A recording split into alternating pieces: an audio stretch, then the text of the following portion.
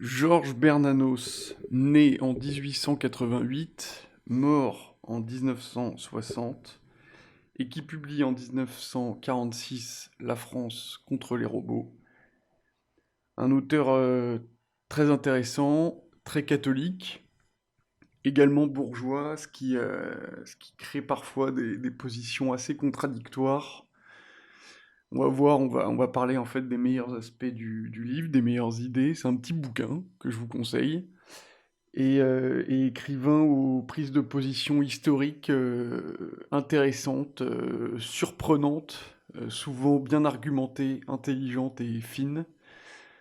Homme qui a participé à la Première Guerre mondiale dans les tranchées, ça vaut le coup d'être dit quand même, puisque ce sont des choses qui changent fatalement la psychologie d'un homme. Voilà, on attaque. Alors, qu'est-ce que notre cher Georges entend par les robots? Quand il parle des robots avec un R majuscule, en fait, il parle des machines. Et quand il dit la France contre les robots, il parle de la France, la civilisation française, on va dire, contre la civilisation des machines. Euh, le premier point qu'il fait était justement assez subtil, assez fin, et nous éclaire sur les positions fines et intelligentes qu'il peut avoir sur certains sujets. C'est qu'en fait, par rapport au conflit, à la guerre froide entre les États-Unis et l'URSS, il nous dit que finalement les positions, les oppositions idéologico-politiques ont de fait été effacées par l'adoption généralisée de la technique. Ce n'est plus une idéologie, ce n'est plus une politique qu'on suit, c'est l'économie qui a pris le pas sur le politique, et dans cette économie, c'est l'automatisation, les machines qui ont pris le pas sur, on va dire, l'économie euh, individuelle ou l'économie à petite échelle. Et que finalement, quand on ramène euh, la réalité de la politique des États-Unis et de la Russie à une politique capitaliste, puisque c'est ça qu'il dit, on voit qu'à la fin du compte, la Russie n'a pas moins tiré profit du système capitaliste que l'Amérique ou l'Angleterre. Elle y a joué, c'est ce qu'il nous dit, elle y a joué le rôle classique du parlementaire qui fait fortune dans l'opposition. Mélenchon, voilà. Il y a beaucoup de choses de dites dans ces phrases. C'est d'ailleurs ce qui est très agréable chez Bernanos, c'est qu'en fait, dans ce livre en tout cas, puisque je connais pas bien le reste de Bernanos, il a des petites formules, des petites phrases comme ça qui se suffisent à elles-mêmes et qui sont l'énonciation de tout un programme.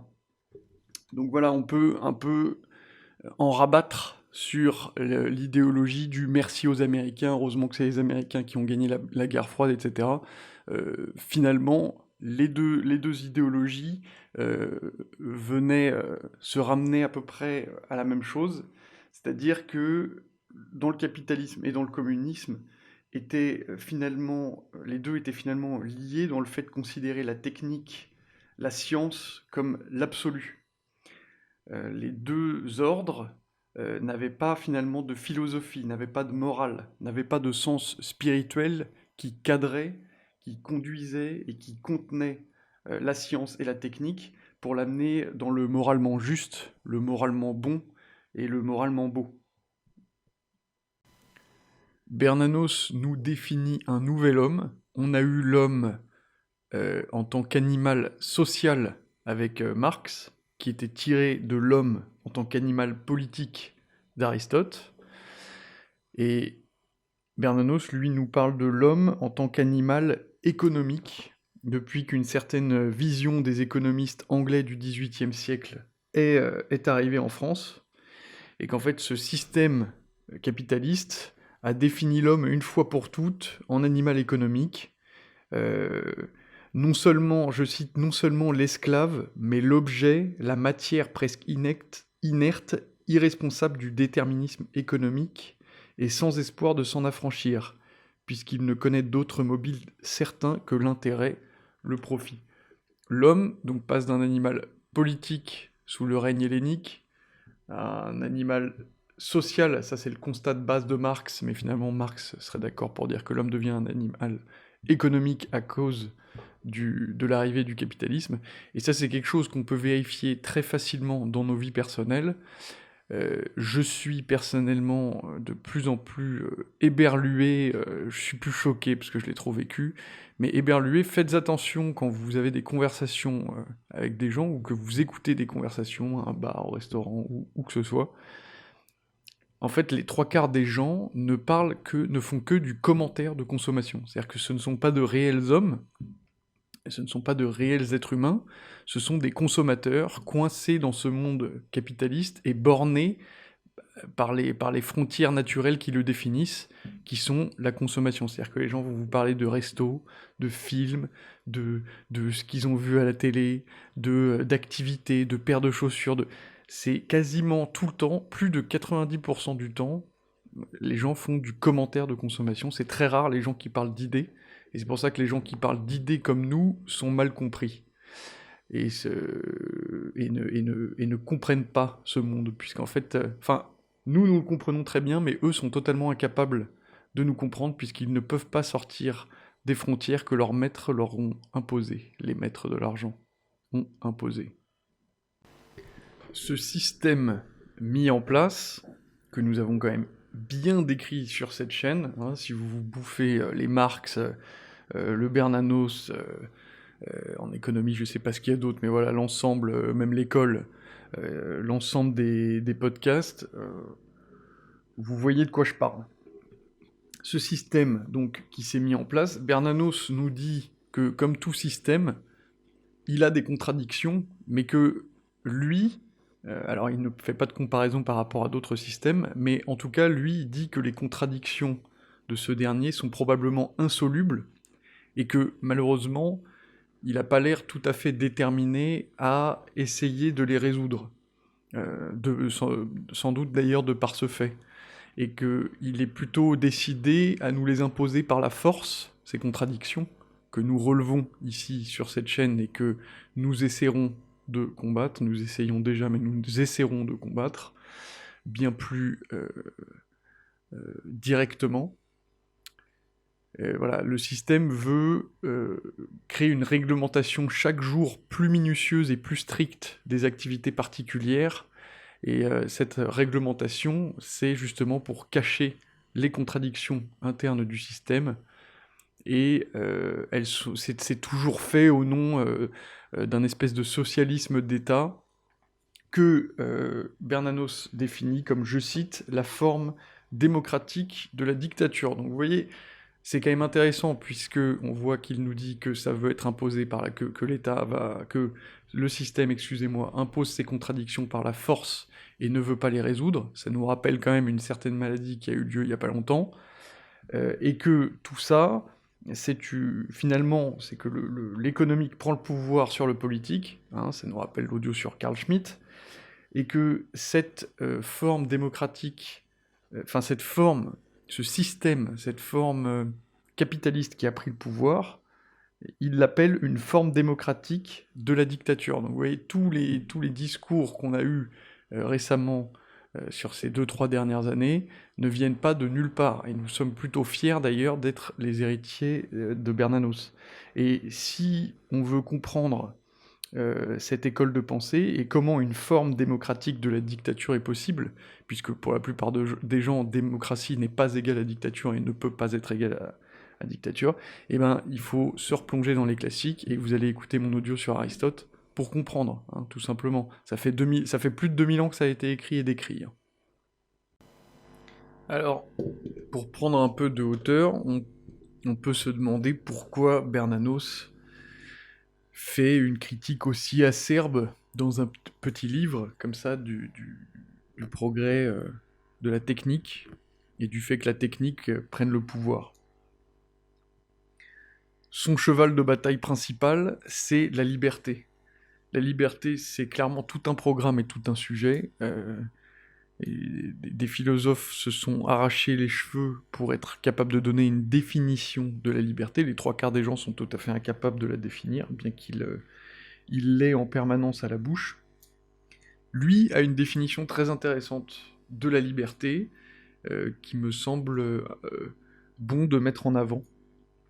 En fait, euh, il nous explique bien que la liberté, tout comme l'honneur, sont des choses qui ne servent à rien et qui ne sauraient d'ailleurs justifier les immenses sacrifices qui ont été commis pour les obtenir.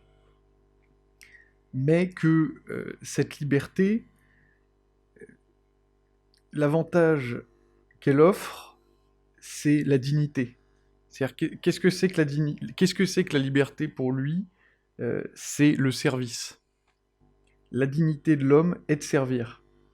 Il n'y a pas de privilège, il n'y a que des services. Telle était l'une des maximes fondamentales de notre ancien droit. Ça c'est pareil, c'est quelque chose qui peut nous faire relativiser sur ce qu'on disait de l'aristocratie, qui était une caste en fait, de types qui avaient des privilèges, et la Révolution française est venue balayer tout ça, etc. Il faut pas oublier que l'aristocratie, à l'origine, c'est une caste créée euh, par la royauté et qui paye l'impôt du sang. Et c'est pour ça qu'elle était, euh, qu'elle avait des privilèges. C'est-à-dire que comme Bernanos nous le dit, il n'y a pas de privilèges, il n'y a que des services. L'aristocratie avait des privilèges puisque son service, c'était de se sacrifier à la guerre. Les agriculteurs, les paysans, donc 90% de la France, ne faisaient pas la guerre. Ils labouraient leurs champs, ils produisaient pour eux-mêmes, ils avaient des vies voilà, tout à fait euh, normales, on va dire, et ils ne se sacrifiaient pas à la guerre. Il n'y avait qu'une toute petite partie de la population, qui était l'aristocratie, qui se sacrifiait à la guerre, et qui était toujours en première ligne, évidemment. Un homme libre, seul, est capable de servir. Pour être libre, également, il faut être capable de servir, c'est-à-dire il faut être capable d'offrir quelque chose. Donc en gros, offrir quelque chose qu'on sait faire. Le service est, par sa nature même, un acte volontaire. L'hommage qu'un homme libre fait de sa liberté à qui lui plaît, à ce qu'il juge au-dessus de lui, à ceux qu'il aime. Donc la définition de la liberté de Bernanos, c'est qu'est-ce qu'on fait de son temps libre. Et de son temps libre, c'est pas aller boire des bières avec des amis ou partir en vacances. Son temps libre, c'est servir à quelque chose qui nous dépasse. Que ça soit notre prochain, une cause politique, une cause sociale, mais ce n'est certainement pas son bon plaisir. Donc la liberté est quelque chose de beaucoup plus complexe et de beaucoup plus exigeant que ce qu'on pourrait croire. Moi, je trouve ça superbe et très vrai. Et en fait, c'est vraiment là où Bernanos est intéressant, surtout dans ce livre-là, c'est d'être capable, de par des petites fulgurances, des petites explications comme ça, de remettre les points sur les i concernant des notions fondamentales. On vient de voir la liberté, et alors le deuxième, juste ensuite, vient la définition de la patrie. En fait, il y a deux définitions de la patrie. La première, c'est qu'est-ce que vous invoque la patrie? Il nous dit, si on demande ça à un enfant de 1900, il va s'imaginer un drapeau déchiré, rempli du sang des braves, qui, du coup, on s'en doute, est un haillon qui a servi durant une guerre. Et la deuxième définition de la patrie, ça peut être une cathédrale, une route, un fleuve tranquille, ou une vieille maison paternelle avec son champ et son verger. Quelque chose de beaucoup plus enraciné, quelque chose de beaucoup plus personnel et quelque chose de beaucoup plus réel finalement qu'une idée abstraite de patrie. Et surtout de ce drapeau tricolore imposé depuis 1789. Euh, et c'est assez intéressant puisqu'il critique justement la première idée de patrie, en parlant du drapeau déchiré, etc. Puisque, en fait, plus cette idée prend un espèce de caractère implacable, c'est-à-dire que la patrie, c'est forcément ça. Ça peut pas être la définition d'une cathédrale, un fleuve, euh, la maison de ses parents à tel endroit. Non, ça, c'est pas la patrie, c'est forcément le drapeau, etc. Donc, cette définition implacable est, selon lui, contraire à notre tradition et à notre tempérament, et même à notre génie. Et en fait, elle est selon lui étrangère à la majorité des Français, ce qui est assez vrai. On peut voir que même un type comme moi, je suis sûr, est considéré par beaucoup de gens qui n'écoute pas mes audios, comme un type d'extrême droite, un espèce d'ultra-radical qui mettrait tout derrière le drapeau, qui mettrait sa vie derrière le drapeau tricolore, alors que c'est pas vrai. C'est beaucoup plus fin et subtil que ça. Lui nous explique qu'en fait cette définition de la patrie est égale à une espèce de fanatisme religieux, comme une sorte de cléricalisme tricolore. Effectivement, c'est intéressant, ça nous amène à définir, pour nous, ce que c'est qu'une patrie, et ce que c'est que la patrie, et qu'est-ce qu'on veut nous imposer comme étant la patrie, et puis surtout, quelle est la patrie qu'on nous a imposée. Et pour ceux pour, on va dire, un peu les espèces de droitards en herbe, hein, qui pensent qu'une guerre, ça ferait du bien, ou qui sont vraiment à fond, comme ça, derrière le drapeau tricolore, il faut tout simplement se coltiner de lire Guerre de Céline, hein, qui est sorti il y a 1 an, là, je crois. Très éclairant. Et puis, bien évidemment, Voyage au bout de la nuit. Hein. Mais Guerre de Céline, c'est vraiment spécifiquement sur la guerre. Et ça nous donne bien la notion de ce que c'est, in fine, du point de vue individuel, puisque le point de vue euh, collectif du drapeau français, ça vaut qu'au moment où on s'engage. Finalement, quand on est avec son fusil, visiblement, hein, ce que nous dit Céline, quand on est avec son fusil face à un ennemi qui vous tire dessus pour vous tuer, et que vous devez répondre pour le tuer, toute cette métaphysique, on voit bien que c'est une fausse métaphysique, puisqu'elle s'envole à ce moment-là. Hein. Elle n'a pas d'enracinement dans le réel. Alors maintenant, pour revenir à la civilisation des machines, en une phrase, en 2 questions, je vous parlais des fulgurances de Bernanos, bah là on y est, en 2 questions, il nous pose exactement la colle qu'on veut avoir. Je cite, « La civilisation des machines a-t-elle amélioré l'homme ? Ont-elles rendu l'homme plus humain ?»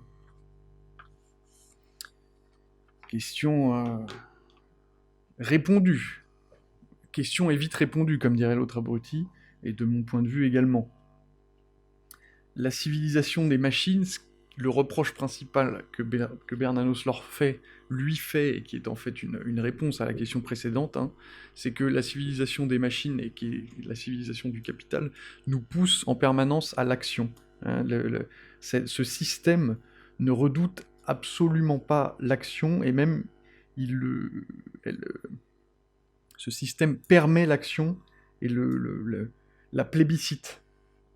On voit bien aujourd'hui toutes les actions dont on entend parler, enfin les 3/4 des trucs qui ne sont pas la guerre, qui sont, on va dire, d'économie intérieure, c'est de la start-up, c'est-à-dire de la digitalisation de services publics ou de services privés qui autrefois avaient un côté humain. Maintenant, c'est de la digitalisation, c'est-à-dire c'est la civilisation des machines qui nous entraîne encore plus vers des machines, quoi. Ce qui implique que cette civilisation a une sainte horreur de tout ce qui est vie intérieure. En fait, elle considère que tout ce qui a une signification spirituelle, tout ce qui a une signification intérieure et qui ne peut pas être collectif ou, comment dire, traduit dans l'action pure, l'action in fine du capital, est en fait perdu pour la communauté, et que donc c'est quelque chose qui n'a pas sa place. Il nous explique que le salut, à travers la civilisation des machines, est passé du ciel à la terre. C'est-à-dire que le salut de l'homme, c'est d'exploiter au mieux pour son profit toutes les ressources de la planète. Et nous ne sommes plus dans une civilisation, on va dire, chrétienne, d'amélioration permanente de soi, qui permet, donc d'amélioration permanente de soi sur Terre, qui permet, in fine, d'espérer un salut dans l'au-delà, et tout ça, je précise, en ayant une attitude d'aimabilité et une attitude de dévouement extrême à son prochain, c'est-à-dire qu'il n'y a rien de plus beau. Et sa phrase assez connue, qui est dans ce livre, c'est qu'on ne peut rien comprendre au monde moderne, qui est la civilisation des machines. On ne peut rien comprendre au monde moderne tant qu'on n'a pas compris qu'il s'agissait d'une immense organisation pour empêcher toute forme de vie intérieure. Il va même plus loin, puisque c'est marrant, il est prophète, se doutant sans doute que cette vie intérieure, puisque l'homme étant intrinsèquement spirituel, finirait par se manifester, il nous dit: la seule espèce de vie intérieure que le technicien pourrait permettre serait tout juste celle nécessaire à une légère introspection, contrôlée par le médecin, afin de développer l'optimisme grâce à l'élimination jusqu'aux racines de tous les désirs irréalisables en ce monde. Là, on a la prolifération des psys, des psychologues, des médecins, en France, de tous ces gens qui, malheureusement, ne comprenant pas, justement, n'ayant pas les filtres que nous essayons de développer ici pour comprendre ce monde, ne le comprennent pas et le rejettent, je dirais, plus de manière instinctive et finissent par prendre des médicaments, finalement, pour le supporter et arriver à se lever tous les matins.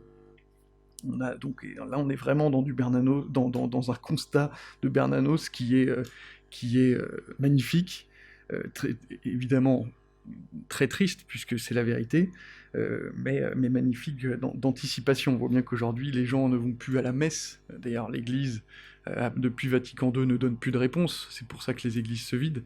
Mais les gens vont chez le psy. Voilà, j'entends, mais de partout des jeunes de 30 ans qui vont chez le psy. Enfin, je veux dire, c'est terrible, et puis le psy ne leur apprend pas réellement à avoir une vie meilleure et à s'améliorer. Hein. Le psy, si on veut le dire en 2 mots, c'est continuer comme vous êtes et n'en ayez rien à foutre de la vie des autres. C'est très triste puisque ça donne des gens qui à l'origine avaient envie de s'améliorer et qui finissent par ne plus supporter qu'on aille à l'encontre de leur moindre désir, quoi. Voilà, donc très, très éclairant cet aspect de Bernanos sur la vie intérieure. Donc nous, la réaction que nous devons avoir, c'est bien évidemment de développer la vie intérieure. Euh, et c'est ce que nous essayons de faire sur cette chaîne, finalement. Pour encore on va maintenant prendre encore un peu de recul et se diriger tranquillement vers la conclusion de tout ça, avec une citation assez courte que je vais vous faire de Bernanos qui critique, on va dire, la banque. Donc on va comprendre beaucoup de choses à travers cette citation. Au fond, l'immense majorité des hommes modernes est d'accord sur ce point. Le pouvoir légitime est celui qui tient les cordons de la bourse, et par conséquent dispose des fonds nécessaires pour les entretenir, eux et leur progéniture. Si les chiens raisonnaient, ils ne raisonneraient pas autrement en faveur de celui qui leur donne la niche et la pâtée. Voilà, un homme libre, un homme qui est capable de donc servir, c'est-à-dire de donner son temps libre à quelque chose d'autre que ses plaisirs personnels, se rend bien compte de tout ça, se rend bien compte que la banque est aujourd'hui l'organe principal qui dirige nos économies, nos pays, et particulièrement la France, hein, parce que c'est bien beau de vouloir sauver le monde, mais commençons déjà par sauver la France pour avoir un modèle qui permettrait aux autres pays du monde que les autres pays du monde pourraient suivre, quoi. Il faut commencer à petite échelle, hein. On commence pas tout de suite par avoir une vie extraordinaire, on commence par changer 2-3 habitudes, puis 5-6, puis une dizaine, et puis après on finit par avoir la vie qu'on veut à 60 ans. Enfin, la vie qu'on voulait avoir, quoi. Donc voilà, commençons petit. Et c'est assez intéressant quand même, puisqu'on voit que Bernanos, après Napoléon, hein, qui disait bien que la main qui donne est au-dessus de la main qui reçoit, nous donne les clés pour comprendre que depuis la Révolution française, et quelques dizaines d'années plus tard, la banque a bien pris le pouvoir. Et là, il y a un point quand même que je voudrais faire remarquer qui est essentiel, hein, c'est que tout ce qui est taxé de complotisme aujourd'hui dans ce sens-là, hein, quand on parle de l'influence de la banque, euh, en fait aujourd'hui on nous dit que ce sont des âneries, mais nous nous plaçons dans la pensée d'un Bernanos, d'un Napoléon, d'un Ezra Pound, d'un Karl Marx, de tous ces grands hommes qui se sont sacrifiés pour aller vers plus de vérité ou qui ont obtenu le pouvoir et donc ont atteint plus de vérité sans forcément atteindre la culture, nous nous plaçons dans la tradition de ces hommes-là et donc c'est nous qui avons raison. Et ce ne sont pas les autres qui écoutent BFM et qui répondent, qui nous disent les mêmes choses que ce que dit BFM. Donc la banque a bien une influence, Bernanos nous le dit, et j'ai envie de dire un de plus. Voilà, on va pouvoir conclure par une très belle phrase de Bernanos, puis un petit conseil que je vais vous donner. La phrase, c'est « La civilisation française, héritière de la civilisation hellénique, a travaillé pendant des siècles pour former des hommes libres. » On a défini ce que c'était qu'un homme libre. Hein. C'est-à-dire pleinement responsables de leurs actes. La France, donc ces hommes libres, refuse d'entrer dans le paradis des robots. comme disait Nietzsche, la France est le seul pays où l'on croise encore des gens particulièrement intelligents, des gens particulièrement critiques envers le monde, dont nous nous enorgueillissons, espérons faire partie, et que ces gens-là sont très peu en France, et qu'il faut les chercher puisqu'ils se cachent. Nous en sommes, soyons-en fiers. Et donc nous, en tant qu'hommes libres, nous disons effectivement que nous devons refuser d'entrer dans le paradis des robots et reprendre le flambeau que Bernanos a voulu allumer avec ce livre. Alors je vous donne un petit conseil pratique que moi j'ai appliqué pendant 1 mois et demi et que je vais reprendre là. C'est que je me suis séparé de mon smartphone, hein, ça nous fait perdre un temps. c'est abominable. Et je me suis acheté un Nokia 800. Vous pouvez regarder sur internet, c'est pas mal. C'est un truc où il y a internet et il y a WhatsApp, donc vous pouvez continuer à discuter avec vos proches, quoi. Mais en même temps, c'est pas du tout un portable sur lequel on a envie de passer du temps. Et ça permet de revenir à l'essentiel. Ça permet vraiment de revenir à l'essentiel. Bonne route à tous, continuez à entretenir la flamme et à bientôt.